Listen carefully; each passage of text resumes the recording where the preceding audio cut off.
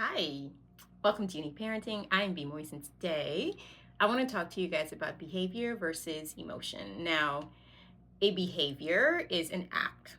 It is something that a person do, right? They behave in a particular manner. So there's action behind it.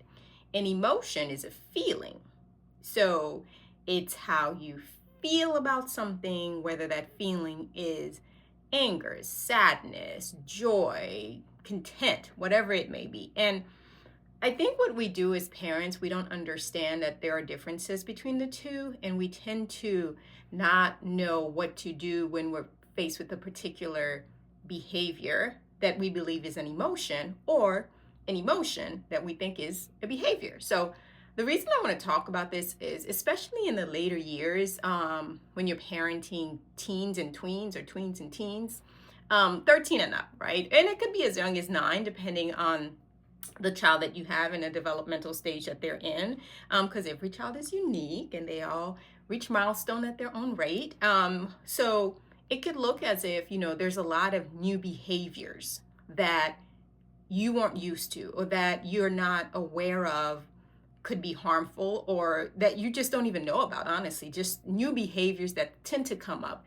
And usually those behaviors are fueled by, because we are talking about the tweens and teens, hormones, right? Like, it's just a different stage of life. It's just, the hormonal shift going from happy, joy kid all the time. If you had that, you may not have experienced a kid that's just happy for no reason. But children in general tend to be more, happier in childhood. They laugh more. Everything's funny. They're just sillier. And that's because they're not getting hormones that's going to impact their mood, their emotions, therefore their behavior. Now, what you tend to see are more outbursts in the younger years, right? Like, just, my toy is broken and I'm just sad and I don't know why, and the world has ended. Well, they're just dysregulated and they don't really have very good control over that, just because of their developmental stage. So when it comes to the tweens and teens, we're right back at it. We're back. We're back to the 2 and 3-year-old when you have the 9, 10, 11, 12, 13, 14, 15, 16, 17, 18-year-olds. And the reason is, again, emotions are fueled by hormones. Hormones shifting at this rate, at this stage, at a very rapid rate. So there's just a lot going on that they don't have control over. So that brings me back to, emotions versus behaviors. And all emotions are valid and need to be validated. As a parent, when your child come to you with a particular emotion, we validate that. Yes, you should feel sad. Yes, you should feel anger. Yes, you should feel, happy. Yes, you should feel sorrow. Yes, you should feel whatever it is. You have to validate the emotion. Because when a child does not feel like their emotion is validated, they don't feel like they're heard, they don't feel like they're understood, and that tends to lead to more negative behaviors. So validating emotions help with, lowering the negative behaviors. Not all behaviors are welcomed. So there's a difference, you guys. So all emotions should be validated, but not all behaviors are okay, especially if the behavior is disrespectful, if it's harmful to the child and or you or others, if it's just not a place of, where they're learning something from this thing. So not all behaviors are okay. And I think because we confuse the two and we're like, oh my gosh, they're feeling angry, so they hit the wall, I guess that's okay because they got to get that anger out. By the way, I've never had a parent say that. I've been doing this over 15 years. I've never had a parent say, hey, they punch a hole in the wall, I guess that's fine. But to each his own. That's just an example.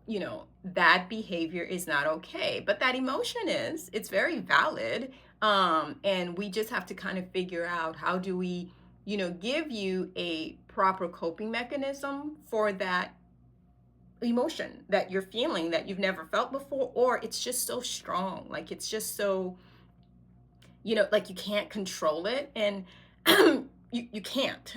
Like, again, it's just part of growing up. It's just part of the tweens and teen years. And it can be very difficult for them to manage. So as a parent, validate the emotion, talk to them, talk through it if possible. And they may not be ready to talk about it as it's happening, right? If they're having an outburst, this isn't the time to let's talk about this. Let them regulate, right? Because it's such a roller coaster and it's a wave, it'll calm down. Like, maybe give it a day or two or an hour, it doesn't matter.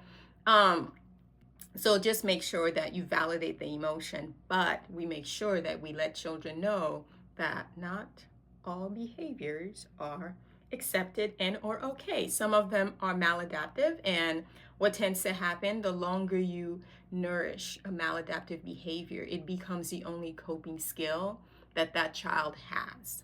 And it becomes something really difficult for them to break later on, and when they want to, right? Later on in adulthood, and they don't want to do this anymore, or in their 20s when they're like, I'm over this. Like, I don't want to be doing this anymore. Well, they've been nourishing that. They've been nurturing that. They've been like, strengthening those neurons and those connections in that particular order. So it becomes the only way they know how to handle life. So we want to make sure that that behavior doesn't become the coping mechanism, or another form of coping mechanism related to that is unhealthy and not great. We want to give a child another option, a better option. And that's where validating the emotion, when you're talking to your child and you're like, hey, what's going on? Like, what's happening right now? Like, what's happening with you? Because I don't know and I don't understand, or I may understand. And just be mindful not to hijack the conversation and say, oh, this has used to happen to me too, and I did it this way. That could be helpful, but depending if you have a kid that thinks differently than you and respond differently than you, that's not going to help. So just say, how can I help? What can I do? Do you want to hear my story, or should I just listen to your story? How can I help you with this new transition in life? So in the meantime, I want you all to enjoy your unique parenting journey with your unique child.